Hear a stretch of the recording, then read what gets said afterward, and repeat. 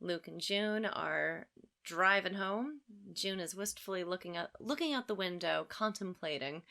And Luke is trying to break the tension in a very weird way. Like, I get that he is like struggling with how to cope with her, but again, all he's doing is driving a wedge in. Like, hey, do you want to like go grab something? You want to go grab a beer? Like, let's play the distraction game, as opposed to just being like, hey, you okay? That must have fucking sucked. Do you want to vent about it?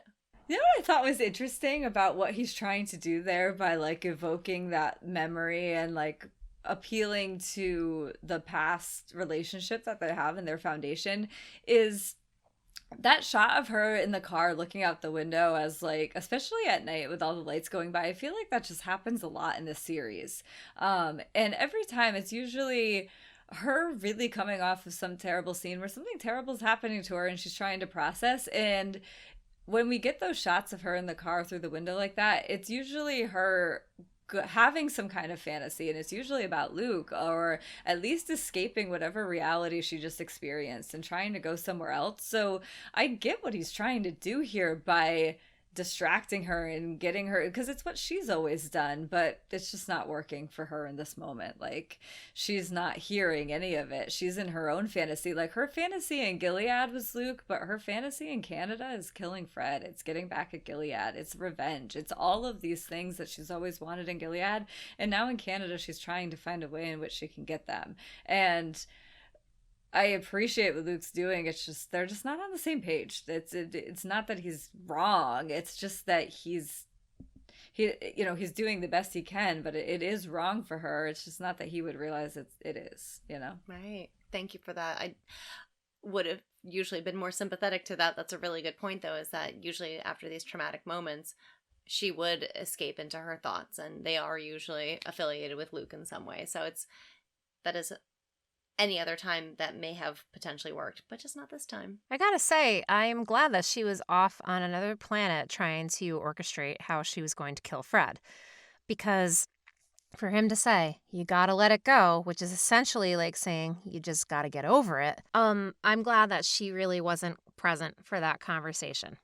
Because if she was, if I were her, I would be very, very hard pressed not to completely lose my shit.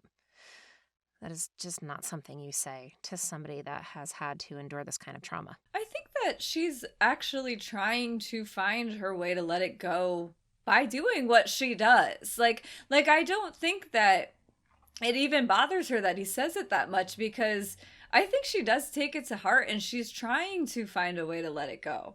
But for her, letting it go looks different than what I think he thinks it's, let's go get a beer and try to rekindle something that we used to have. And for her, it's, I need to unload this rage and fury that has been burning in me for 7 years.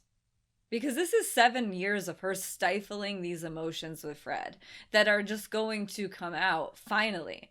And right or wrong, I think it's what she needs. It may be what she needs to let go. Like, who knows what season 5 is going to hold.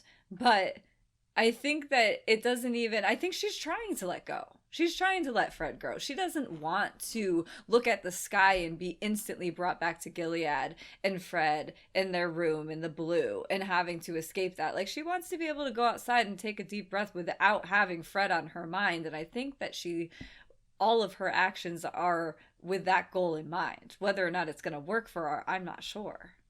I'm definitely inclined to agree with you on that. And I think that they are doubling down on the fact that it might not work, to be entirely honest, because when they are in the car, time number 6, she looks at the camera point blank and says, I'm going to put Fred on the wall. And the music starts to distort immediately. We get the doom and gloom music. And that's when Luke's saying, like, no, you gotta just let it go. And instead she's wistfully looking out the window at this point. Put him on the wall. And, like, formulating that plan. And you get the Discord music that for the last 4 seasons has driven fear into our hearts every time that we've heard it. So I think, like, they're sort of using the music as a tool at that point to show us that though this might be part of what she presently needs for her healing process, it might not work in the long run.